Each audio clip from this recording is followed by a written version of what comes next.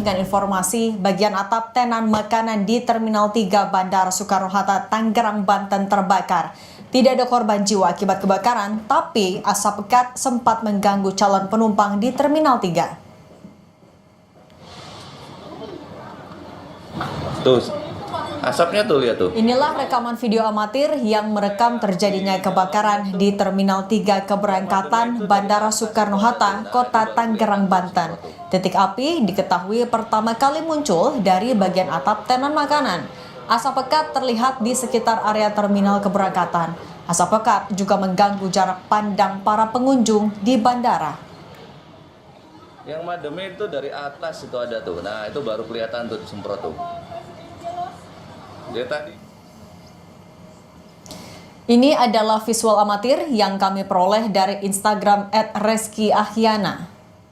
Reski menyebut asap tebal membuat pengunjung sesak.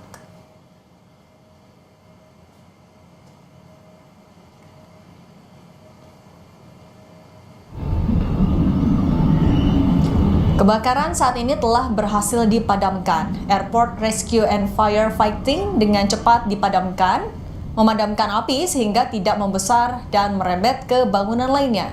Tidak ada korban jiwa akibat kebakaran ini. Saat Angkasa Pura II masih menginvestigasi penyebab kebakaran saat ini.